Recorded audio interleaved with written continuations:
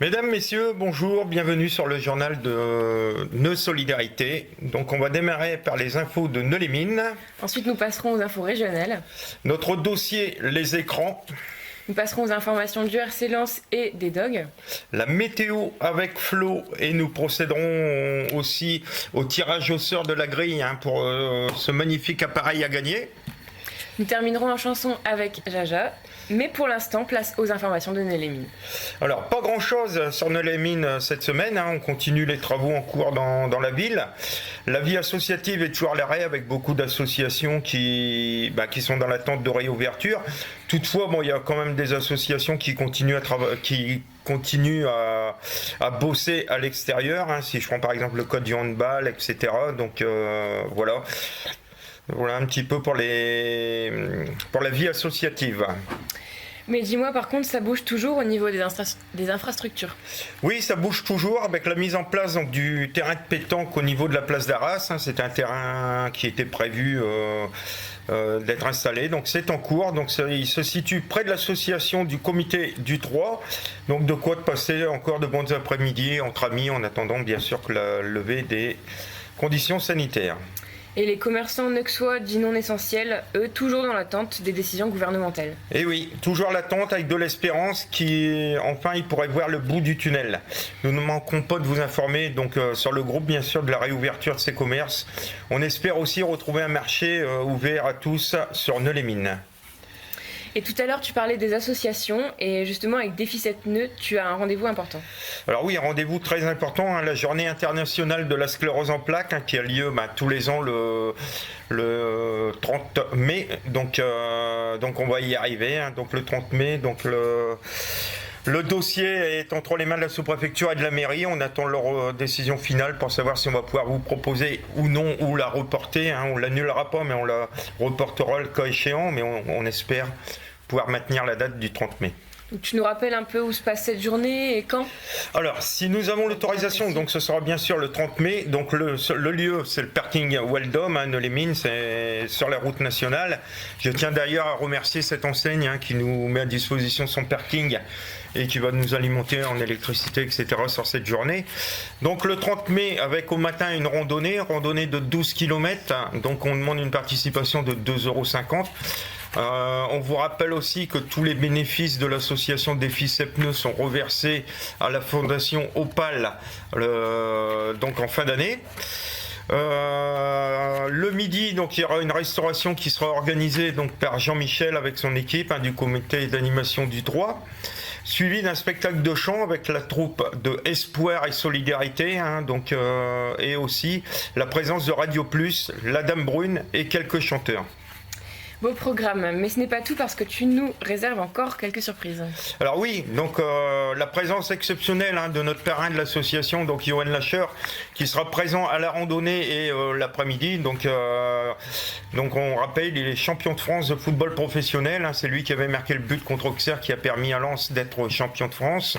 Donc voilà, avis tous les amateurs de football et supporters du RC Lens. Johan sera parmi nous donc le 30 mai. C'est super. Et dis-moi, concernant la sclérose en plaques à proprement dit, qu'est-ce qu'il va y avoir cette journée ? Donc le thème de la journée, bien sûr, reste quand même la sclérose en plaques. Nous aurons d'ailleurs la participation exceptionnelle de Pascal Rigaud, qui est spécialiste en rééducation neurologique, des ateliers de mise en situation et aussi des séances de Reiki gratuites qui seront produites par Agnès Varroquet.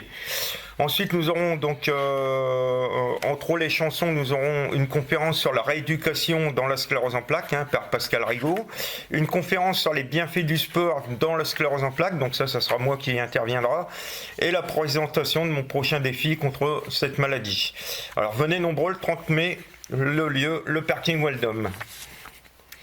Et les informations régionales avec pour commencer une reprise à R5 Oupigny. Alors la danse urbaine a repris en plein air à R5 Oupigny et cela depuis le 22 mars.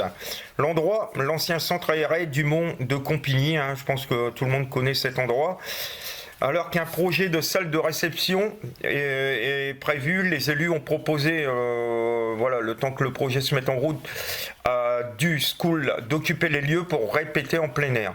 Donc c'est une superbe initiative, conformément bien sûr aux mesures sanitaires. C'est avec une grande joie que l'association a accepté, bien entendu, cette proposition. Et concernant la vaccination dans le Pas-de-Calais, est-ce que tu saurais nous dire où on en est ? Alors, le dernier bilan qui porte le total donc à 477 379 vaccinations. On a vacciné 15 000 personnes le week-end dernier. Donc, pourtant, le virus circule toujours activement. Espérons que toutes ces vaccinations permettent de pouvoir sortir de cette situation. Et à bout de patience maintenant face aux pleurs de son bébé, ce père de Locon lui a cassé pas moins de 12 côtes. Alors je ne sais pas comment on peut en arriver là. Un bébé sans défense qui pleure. Peut-être souffre-t-il de quelque chose. Tout parent se poserait cette question. Mais hélas, ce ne fut pas le cas de ce père qui, devant les pleurs de son bébé, je rappelle, qui avait que 10 jours, une petite fille née le 16 décembre, pleure beaucoup depuis le 4 janvier. Et le 6, ce sont des vomissements qui conduisent les parents à consulter la clinique Anne d'Artois. Devant l'état de la petite fille, donc il est transféré tout d'abord à l'hôpital de Beuvry, donc suite à des difficultés respiratoires. Les médecins constatent alors 12 côtes de cassé et une plaie sous la langue. La police fut alertée, ce qui amène le père au tribunal. Verdict, 4 ans de prison, dont 3 fermes. On rappelle que la fille avait 10 jours à l'époque des faits. Donc c'est tout simplement scandaleux. Vermelles maintenant, où les policiers ne font pas que de la répression. Alors on peut avoir la rancœur contre les forces de l'ordre, on peut penser qu'ils sont là que pour verbaliser, toujours est-il que ces hommes veillent surtout à votre sécurité, et cela au détriment parfois de leur propre sécurité. Comme j'ai dit, et cela s'est démontré à Vermelles, où 3 policiers sauvent un homme du suicide. C'est samedi dernier vers 15h20 que les policiers ont été alertés par le beau-frère de cet homme qui a tenté de se suicider. Donc très vite les 3 policiers se rendent au domicile de cet homme de 31 ans. À leur arrivée, ils découvrent donc un homme pendu. Très vite, donc ils coupent la corde. Le monsieur revient donc à ses esprits, il a été pris en charge par les secours, donc on félicite ces 3 policiers pour leur bravoure et leur rapidité devant ce qui aurait pu être un vrai drame. Et une bonne nouvelle maintenant pour les usagers qui retrouvent leur ligne ferroviaire. Alors les travaux avaient commencé le 15 décembre 2019. La ligne ferroviaire Béthune-Saint-Paul est de retour et espère attirer de nouveaux usagers. Un énorme investissement, puisqu'on parle de près de 100 millions d'euros pour la satisfaction des élus qui se battaient pour la reprise de cette ligne. Donc voilà, donc on espère que cette ligne servira à pas mal de monde. C'était une ligne qui avait été supprimée il y a quelques années. Et violence conjugale à Violaine, on vous rappelle avant tout le numéro à appeler si vous faites partie de ces femmes battues. C'est le 3919. Alors l'âge des individus ne calme pas toujours leur caractère violent. En effet, un homme de 64 ans quand même a été condamné à 8 mois de prison avec sursis pour avoir battu sa femme à plusieurs reprises. Griffes, coups, tirage de cheveux. L'homme reconnaît les faits, se disant sous l'emprise de l'alcool. Comme quoi, même avec des personnes qui devraient avoir atteint l'âge de la sérénité et de la raison, il y a toujours des exceptions. Et comme vous le savez, nos solidarités aiment les actions solidaires. Et c'est à Divion, aujourd'hui, qu'une très belle action a eu lieu. Tu nous en parles, Philippe ? Alors oui, Elissa, Solidaire, très joli nom que tout le monde devrait avoir en tête. C'est à Divion que cet élan de générosité, cette ancienne ambulancière, en effet, Morissette Lemaire, qui aujourd'hui, avec son taxi de la société de taxi M7 de Divion, a décidé de faire partie de l'effort dans la lutte contre le Covid. Comment me direz-vous ? Simplement en proposant donc ces services gratuitement. Donc elle amène donc les patients qui voudraient se faire vacciner, qui sont éligibles à la vaccination. Donc s'ils n'ont pas de moyens de transport, ils contactent cette dame les conduit se faire vacciner, les rapporte à leur maison et tout cela gratuitement. Donc on rappelle bien sûr que c'est pour les habitants de Divion. Donc on tient à féliciter donc Madame le maire pour ce bel élan de générosité. Notre dossier. Donc sur les effets néfastes des écrans chez les jeunes et moins jeunes, on sait que depuis plus d'1 an maintenant, au vu de la situation sanitaire, les temps de visionnage des tablettes, de téléphones et de télé ont connu une ascension vertigineuse. Voilà, donc les écrans sont omniprésents, ils sont partout, que ce soit pour consulter les réseaux sociaux, regarder la télévision ou un film sur son ordinateur, ou encore jouer aux jeux vidéo. Rares sont les moments où nos yeux ne se posent pas sur un écran. Et malheureusement, cette surconsommation n'est pas sans conséquences. Sur notre santé. Sur notre santé. La sonnette d'alarme a été tirée par des médecins et des psychologues en mai 2017, donc vous voyez, ça date quand même, dans une tribune publiée dans Le Monde. Ils alertaient sur les graves troubles du comportement et de l'attention qu'ils observaient de plus en plus chez les bébés et les jeunes enfants. Selon eux, une exposition massive et précoce aux écrans, empêcherait leur cerveau de se développer normalement. Concernant les adultes et les adolescents, ils ne sont pas à l'abri non plus.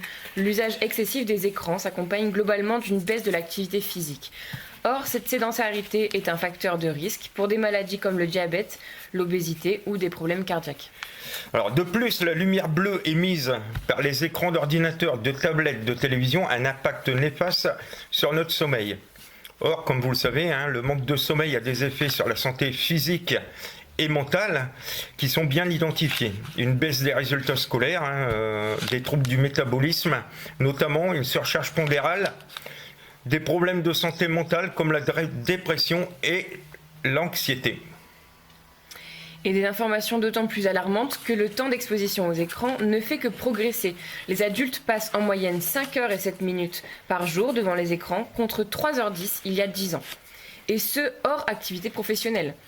Les jeunes, eux, passent 4h11 par jour en moyenne devant leurs écrans, une heure de plus qu'il y a 10 ans, et le pourcentage d'ados passant plus de 3 heures par jour devant un écran a explosé, en particulier chez les garçons entre 15 et 17 ans. D'ailleurs, les Français ne sont pas dupes de leur état. Selon une enquête, 72% d'entre eux pensent qu'il serait bénéfique pour leur santé et leur bien-être de limiter le temps d'exposition aux écrans, déclarant même se sentir dépendants. 2/3 déclarent même se sentir dépendants. Et ces chiffres ont malheureusement augmenté, et cela dû essentiellement à la crise sanitaire. Les jeunes, effectivement confinés chez eux, se tournent d'autant plus vers ces fameux écrans. Mais dans les faits, sommes-nous vraiment addicts aux écrans ? Pour l'instant, les instances françaises ou internationales ont tranché. Il n'y a pas de dépendance au sens médical aux écrans, à l'exception notable des jeux vidéo qui ont, eux, été reconnus comme addictifs par l'OMS depuis juin 2018. Cela n'empêche pas cependant certaines personnes d'avoir un véritable comportement compulsif. C'est le cas avec les séries, le fameux binge-watching, ou les jeux vidéo. Certains jeunes s'excluent du monde et ne sortent quasiment plus de leur chambre, collés à leurs écrans. Alors pareil, du côté des réseaux sociaux, certaines personnes ont des usages abusifs et vérifient de façon quasi obsessionnelle que ce qu'elles ont posté a été commenté, liké, partagé ou encore si elles ont de nouveaux followers. Ce phénomène particulièrement troublant et mondial, il existe cependant des moyens de se faire aider. Plusieurs hôpitaux ont ouvert des centres depuis le milieu des années 2000 pour accueillir ces personnes en souffrance. Et de vraies solutions existent toutefois. À côté de cela, il y a le sport, les sorties en famille. Et on se doit également, en tant que parents, de favoriser cela. On peut redécouvrir les vraies valeurs de la famille autour des sorties. Oui, et ensuite, dès la sortie de cette crise, il y aura les théâtres, les musées, d'innombrables beaux coins dans le secteur pour s'aérer et sortir la tête justement de ces écrans. Et on ne peut qu'espérer que le virus disparaisse de notre vie pour retrouver une vie normale, une vie sociale et redécouvrir nos associations qui nous proposent des tas d'activités aussi bien sportives qu'intellectuelles, des associations où on retrouvera un vrai cadre social. On espère que nos jeunes suivront ce JT, qu'ils prennent conscience que la vie peut s'inventer avec autre chose que des jeux en réseau ou tout autre. Tout est question d'équilibre, un temps de jeu raisonnable et un temps de sport, de sortie, de découverte. Et vous verrez qu'on apprend aussi beaucoup de choses dès qu'on met le nez dehors. Il suffit d'ouvrir les yeux et d'écouter.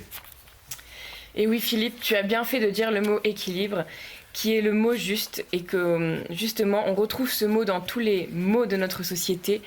On termine donc ce dossier sur cette citation « Bougez et souriez à la vraie vie et elle vous la rendra bien ». Allez Philippe, on part aux nouvelles des Lensois et Lillois pour cette fin de championnat. Palpitante. Alors palpitante et surprenante, cela faisait bien des années que nous ne nous retrouvons pas dans une lutte aussi acharnée dans le haut comme dans le bas du classement. Et cerise sur le gâteau, nos deux clubs occupent des places inespérées pour Lens et dans la continuation pour les Lillois. Mais dis-moi, c'est Lens qui fait office d'arbitre pour pour le titre, paraît-il. Oui, car ils vont disputer des matchs contre les prétendants, à commencer par Paris, puis suivra Lille, ensuite Monaco, donc forcément le rôle d'arbitre leur est attribué.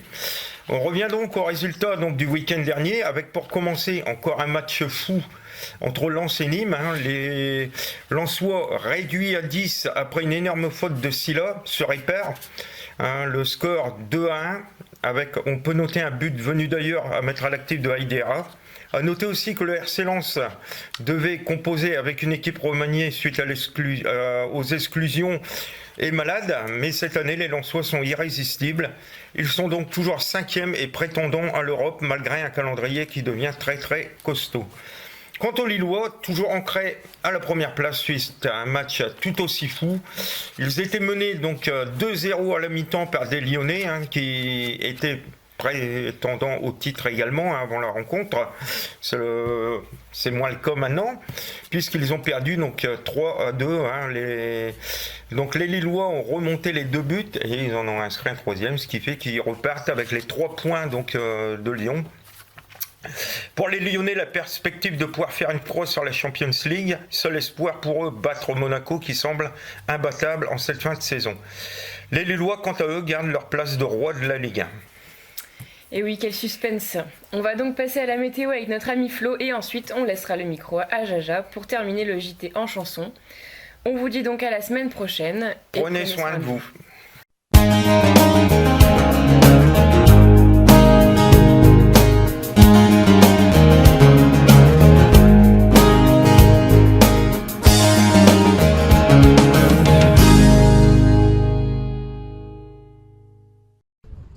Amis Nexois, bonjour.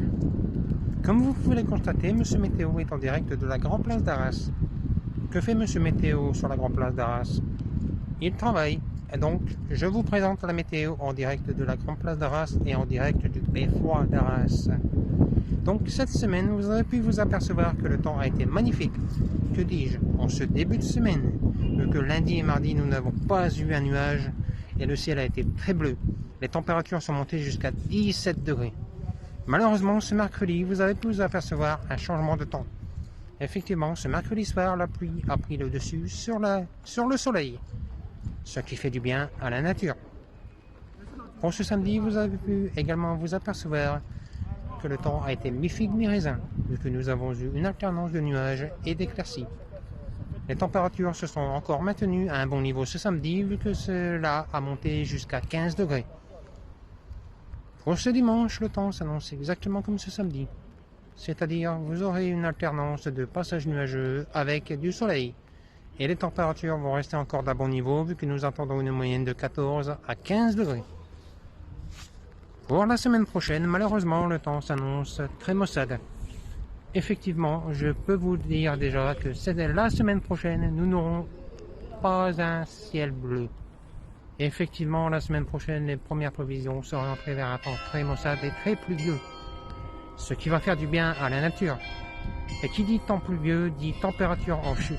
Et effectivement, la semaine prochaine, nous attendons des températures de l'ordre de 11 à 13 degrés, ce qui ne sera pas très chaud pour la saison, malheureusement. Mais, comme vous savez, nous sommes au printemps et les températures remontent, donc nous avons besoin d'eau. Mais comme c'est une moyenne à 8 jours, vous savez très bien, les moyennes à 8 jours ne sont jamais fiables. Donc, Monsieur Météo vous redira tout ceci chaque matin sur le groupe, comme à mon habitude. En attendant, j'espère que vous avez pu profiter du beau paysage. J'espère que vous allez passer un très beau dimanche. J'espère que vous allez passer une très bonne semaine. Et quant à ma part, je vous dis à la semaine prochaine sur le JT.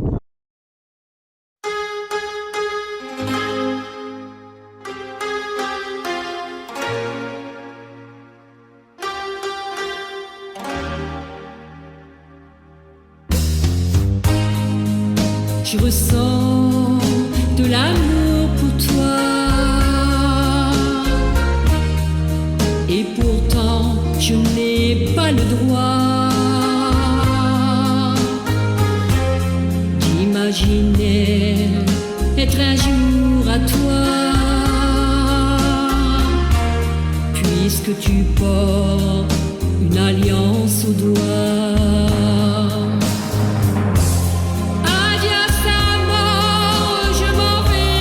Soir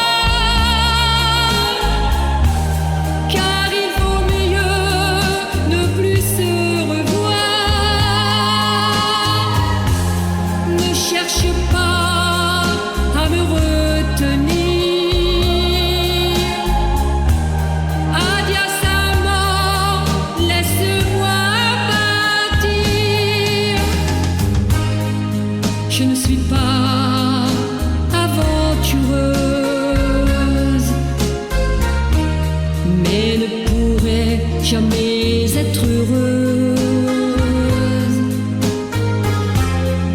avec l'idée que par ma faute j'aurais fait le malheur d'une autre. Adieu sa mort, je m'en vais ce soir, car il vaut mieux ne plus se revoir. Ne cherche pas à me retenir. Adieu sa mort, laisse-moi partir. Je préfère abandonner tous les rêves que nous avions faits. Je sais bien que j'ai raison, malgré toute la peine que j'ai. Adieu sa mort, je m'en vais ce soir, car il vaut mieux ne plus se revoir. Ne cherche pas à me retenir.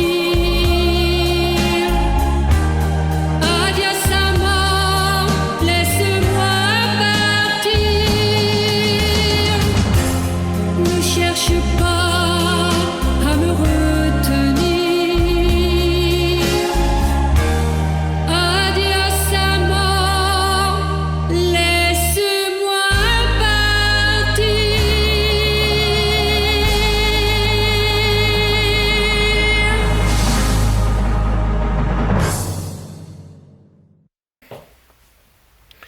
Donc nous allons passer maintenant donc au tirage au sort de la grille qu'on avait mis en place donc sur le groupe Nos Solidarités. Je remercie au nom du groupe toutes les personnes qui ont participé donc à ce concours. Donc on vous rappelle ce qui va gagner. Donc un appareil 4 fonctions, donc four, poêle, crêpière, plancha, donc superbe appareil.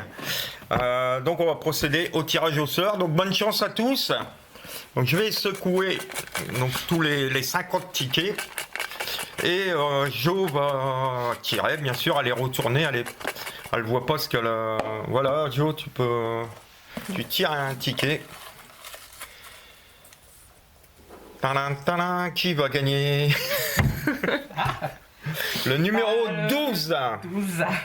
Alors le numéro 12, T'as la photo? on va vérifier pendant qu'on continue donc le JT, donc on va vérifier qui c'est, puis on va vous l'annoncer. Donc voilà, donc numéro 12. On va procéder maintenant au tirage au sort donc, du bon de 10 € qui avait gagné pour le restaurant donc l'Évidence. Donc là c'était par rapport au nom mystère qui était caché dans le dernier JT. Donc on vous rappelle, donc on lance un jeu toutes les semaines. Vous trouvez le mot mystère et vous gagnez un lot donc gratuitement. Vous avez juste à suivre notre journal. Donc allez Jo, on y va pour le mot mystère. Qui a gagné? Martine, il me semble. Martine. Donc le numéro 12, c'est Martine. Donc ça doit être Martine Lys, c'est ça? Ouais. Donc Martine Lys Valenbois. Je pense qu'elle avait déjà gagné une Pour fois. le premier lot. Ah ouais? Ouais. Bah, je sais plus, mais enfin bref. Donc félicitations Martine. Donc tu peux te rapprocher de nous pour recevoir ce superbe appareil. Donc par contre, le seul truc, c'est que tu vas devoir nous faire des crêpes. Voilà. Donc là, le tirage de du bon de 10 € donc pour le restaurant l'Évidence. Donc c'est Valérie Fouque qui a gagné. Donc bien sûr le restaurant n'est pas ouvert, mais il fait des plats emportés comme vous le savez. Donc voilà, donc bon de 10 € à Valois donc sur des plats emportés, restaurant l'Évidence. Félicitations Valérie.